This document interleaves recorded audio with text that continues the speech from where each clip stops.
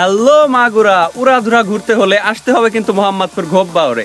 তো ঘোপবাওরের প্রাকৃতিক সৌন্দর্যটা চলুন একসাথে উপভোগ করি।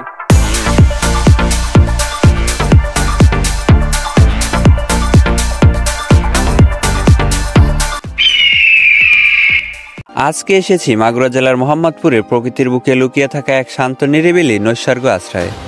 জায়গাটার নাম ঘোপবাওর। চারপাশে সবুজে মোড়ানো, ভিতরে পানির বিস্তার, আর তার বুক জুড়ে ভাসছে শত শত নৌকা। এ যেন মাছ, মানুষ আর প্রকৃতির মিলেমিশে থাকা এক অনন্য জগৎ। আমরা স্থানীয় এক জেলের নৌকা নিয়ে বেরিয়ে পড়লাম পুরো বাওর ঘুরে দেখার উদ্দেশ্যে। নৌকা যখন ধীরে ধীরে এগোতে লাগলো, চোখ পড়ল পানির উপর ছড়িয়ে থাকা অসংখ্য নৌকা। প্রতিটি নৌকা যেন এক একটি জীবিকার প্রতিচ্ছবি। ঘোপবাওরের সবচেয়ে বড় আকর্ষণ হলো প্রাকৃতিক সৌন্দর্য আর মাছ। এ এলাকার মানুষের আর কিছু থাক বা না থাক, প্রত্যেকের একটি করে নৌকা আছে, আর সেই নৌকা নিয়ে বেরিয়ে পড়ে তারা মাছ ধরতে। কেউ জাল পেতে মাছ ধরছে, কেউ বড়শি দিয়ে মাছ বাওরে, আবার কেউ ফেলছে ধর্মজাল।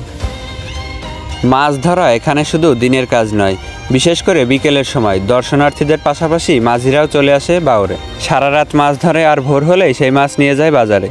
সপ্তাহের শুক্রবার বাদে প্রতিদিনই বাওরের পারে হয় বড় বড় মাছের নিলাম।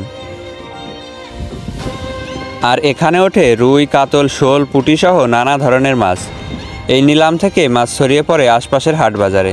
ঘোপবাওর শুধু মাছের জন্যই নয়, এখানকার প্রাকৃতিক সৌন্দর্য মন ছুঁয়ে যায়। বিশেষ করে বিকেলের সময় সূর্যের আলো যখন পানির বুকে ছড়িয়ে পড়ে, তখন মনে হয় প্রকৃতি যেন রঙের ক্যানভাসে এঁকেছে এক অবিশ্বাস্য ছবি। এখানে দেখা যায় দূর দূরান্তের মানুষ এসে নৌকা নিয়ে ঘুরছে, কেউ পরিবার, বন্ধু বান্ধব, আবার কেউ প্রিয়জন নিয়ে। পাড়ার কিশোররা ভেলা বানিয়ে আনন্দে সময় কাটাচ্ছে। হালকা ঠান্ডা বাতাস আর শান্ত পরিবেশ, এখানে আসলেই মন ভরে যায় প্রশান্তিতে। নিঃসন্দেহে বিকেলের ঘোপবাওরে একবার আসলে দ্বিতীয়বার আসতে মন চাইবেই।